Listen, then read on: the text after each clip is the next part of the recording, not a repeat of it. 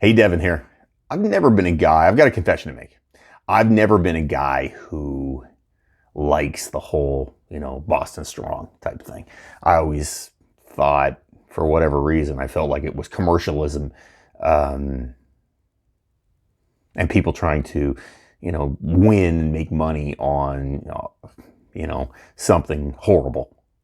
For example, the Boston Marathon bombing, and I remember thinking at the time, it's a shame that people do that. I do not support anybody who's doing awful things, but I felt like there was a lot of commercialism happening. I didn't like the commercialism happening. It stressed me out that there was commercialism happening. It just made me sad that people would jump on board with that, and I didn't understand the point of Boston Strong. I just thought, that's a hashtag somebody has made up, and everybody's going to jump on board and sell a bunch of stuff with it, and we're gonna, people will buy it, and in the end of the day, it didn't do any good. Uh, I'm wrong. That's the bottom line is I'm wrong. The events of last weekend um, have taught me how wrong I was, because once people started posting about uh, Nova Scotia Strong, I felt an overwhelming sense of pride. I felt an overwhelming sense of, hey, this is necessary. This is positive. Like, we are actually in this together. There's been a lot of things where people have talked a lot about being in this together. I'll tell you, my commercial landlords tell me, we're in this together. Pay all your bills. And that to me just made me think that they're, people like to say buzzwords, but they don't actually like to follow through with them. Nova Scotia Strong hit a chord with me that I didn't expect. It hit a certain amount of pride with me that I didn't expect. I mean, for me, this is my adoptive province. Uh, I'm originally from Chicago. We moved to Cape Breton when I was a kid. So this is my adoptive home. My family chose to be here. We're not originally from here.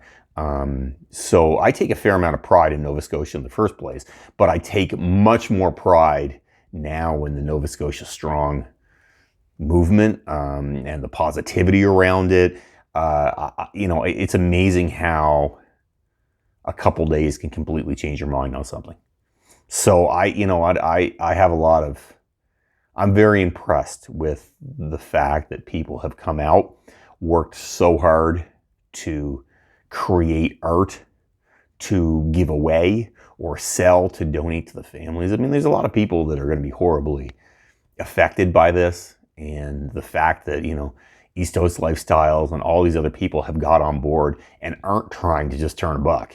They are trying to help families who have been, hurt by this. That to me, it shows what the term Nova Scotia Strong is really all about. It really does. And that is amazing. It opened my eyes. That's what I can say. It completely opened my eyes to understanding that I was wrong. That sense of pride in where you're from is important. And it's important, it's necessary, and you know what? This is how we heal. One person won't define who we are as a province, as a community, as a people.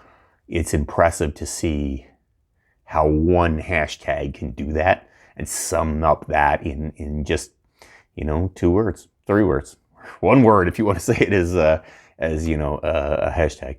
So to me, I just, what I want to do is just say how I was wrong. I was incorrect. It makes sense.